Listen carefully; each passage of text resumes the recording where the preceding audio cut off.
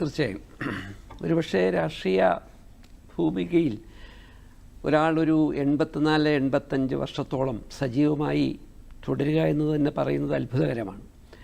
ആ കാലമൊക്കെയും എന്തുകൊണ്ടാണ് ഒരു രാഷ്ട്രീയ നേതാവ് കൂടിയായ അല്ലെങ്കിൽ രാഷ്ട്രീയ നേതാവ് തന്നെയായ ശ്രീ വി.എസ്. അച്യുതാനന്ദനോട് അദ്ദേഹത്തിൻ്റെ രാഷ്ട്രീയ പ്രസ്ഥാനത്തോട് വിയോജിപ്പുള്ള ആളുകൾക്ക് പോലും അദ്ദേഹത്തെ ഇഷ്ടപ്പെടാൻ കഴിയുന്നത് എന്ന് ചോദിക്കുമ്പോഴാണ് ശരിയായ ഒരു രാഷ്ട്രീയ നേതാവ് സ്വന്തം രാഷ്ട്രീയ പാർട്ടികൾക്കും അതീതമായി ജനങ്ങളുടെ പൊതു നേതാവായി വളരണം എന്ന സൂചന നൽകിക്കൊണ്ട് വി.എസ്. ഇപ്പോൾ ഓർമ്മയായി മാറുന്നത്.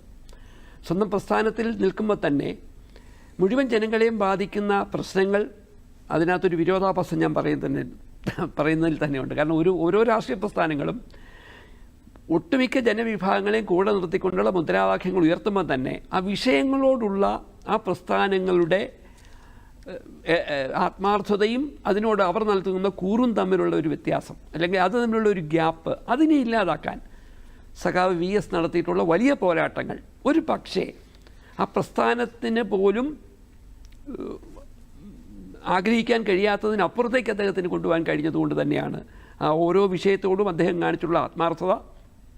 ആ ആത്മാർത്ഥതയ്ക്ക് അദ്ദേഹത്തിൻ്റെയോടൊപ്പം നിൽക്കുന്ന കേരളത്തിലെ ഇടതുപക്ഷ പുതുമനസ്സുകൾ നൽകിയ പിന്തുണ, ഇതിലൂടെയാണ് അദ്ദേഹം കേരളത്തിൻ്റെ ഒരിക്കലും മറക്കാൻ കഴിയാത്ത ഒരു സമരനായകൻ എന്ന അർത്ഥത്തിലേക്ക് പോയത്. മാത്രവുമല്ല, നോക്കൂ, പുതിയ രാഷ്ട്രീയ ഫോർമുലകളിലും അവിടെ ഉയർന്നു വരുന്ന നേതാക്കന്മാരിലും തമ്മിലുള്ള ഒരു പ്രധാനപ്പെട്ട ഒരു വിഷയം, പുതിയ കാലത്ത് ഒരു രാഷ്ട്രീയ വിദ്യാർത്ഥി അദ്ദേഹത്തിൻ്റെ രാഷ്ട്രീയ വിദ്യാഭ്യാസം തുടങ്ങുന്നത് സ്കൂൾ അല്ലെങ്കിൽ കോളേജ് യൂണിയനിലൂടെ ആയിരിക്കും, ഏതെങ്കിലും രാഷ്ട്രീയ പാർട്ടിയുടെ യൂണിയനിലൂടെ ആയിരിക്കും.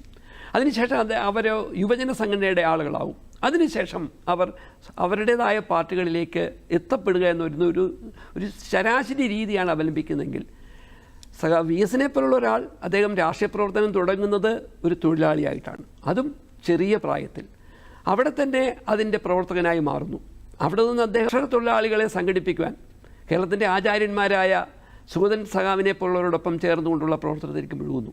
അവിടെ നിന്ന് അദ്ദേഹം ട്രേഡ് യൂണിയൻ സംഘടിപ്പിക്കാനായി വരുന്നു. ഇതൊക്കെ വളരെ വളരെ അപകടകരമായ ഒരു രാഷ്ട്രീയ പശ്ചാത്തലത്തിലായിരുന്നു അദ്ദേഹം സംഘടിപ്പിക്കുന്നത്. അങ്ങനെ പടിപടിയായി സ്വയം ഒരു തൊഴിലാളി, അവിടെ തന്നെ തൊഴിലാളികളുടെ ചൂഷണം സ്വയം ബോധ്യപ്പെടുന്നു, അവിടെ സംഘടനയിൽ പിച്ചവെച്ച് തുടങ്ങുന്നു, അവിടെ നിന്ന് കർഷക തൊഴിലാളികളെ സംഘടിപ്പിച്ചുകൊണ്ട് കേരളത്തിൽ ഒരു വലിയ സമര മുഖം തുറക്കുന്നു, അവിടെ നിന്ന് ട്രേഡ് യൂണിയൻ്റെ നേതാവായി മാറുന്നു, അവിടെ നിന്ന് പുന്നപ്ര വയലാർ പോലെയുള്ള സമരങ്ങളിൽ എന്ന് പറഞ്ഞാൽ തൊഴിലാളികൾ അവരുടെ അവകാശങ്ങൾക്ക് വേണ്ടി സമരം തുടങ്ങുന്ന സമയത്ത് തൊഴിലാളികളെന്ന് CP-യുടെ മുന്നിൽ പറഞ്ഞത് ഞങ്ങളുടെ അവകാശങ്ങൾ അംഗീകരിക്കുന്നതിനോടൊപ്പം ഉത്തരവാദിത്ത ഭരണവും ഞങ്ങൾക്ക് വേണമെന്നാണ്. അപ്പോൾ CP ആ ചർച്ചകളിൽ പറഞ്ഞതായിട്ട് ഞാൻ ചരിത്രത്തിൽ നിന്ന് വായിക്കുന്നത്, നിങ്ങൾക്ക് നിങ്ങളുടെ കാര്യങ്ങൾ മാത്രം ഇടപെട്ടാൽ മതിയല്ലോ, എന്തുകൊണ്ട് നിങ്ങൾ ഭരണകാര്യത്തിൽ ഇടപെടുന്നു, അതുകൊണ്ട് അത് ഒഴിവാക്കിക്കൊണ്ട് മാത്രമേ ചർച്ചയിലേക്ക് ഞങ്ങൾക്ക് കടക്കാൻ കഴിയൂ എന്ന് പറഞ്ഞപ്പോൾ ധീരമായി ആ തൊഴിലാളികൾ കേരളം നിലനിൽക്കണമെങ്കിൽ അത് ഇന്ത്യയുടെ ഭാഗമായി തന്നെ നിലനിൽക്കണമെന്നും സ്വതന്ത്ര തിരുവിതാംകൂർ എന്ന മുദ്രാവാക്യത്തെ ഞങ്ങൾ തള്ളിപ്പറയുന്നെന്നും പറഞ്ഞുള്ള രാഷ്ട്രീയ മുദ്രാവാക്യത്തിനോടൊപ്പം തൊഴിലവകാശങ്ങൾ കൂടി ഉയർത്തുന്ന സമരത്തിലേക്ക് സഖാവ് വി.എസിന് പടിപടിയായി കടന്നു വരാൻ കഴിഞ്ഞതുകൊണ്ട് തന്നെയാകാം അദ്ദേഹം കേരളത്തിലെ മുഴുവൻ ജനങ്ങളുടെയും വികാരങ്ങൾ ചേർത്ത് പിടിച്ചുകൊണ്ട് കഴിഞ്ഞ 80-85 വർഷം ഒരു സമരനായകനായി തുടർന്നത്. അതിൻ്റെ അലകളാണ് നമ്മളെ ഇപ്പോൾ ഒരുപക്ഷെ വല്ലാതെ വേദനിപ്പിച്ചുകൊണ്ടിരിക്കുന്നത്.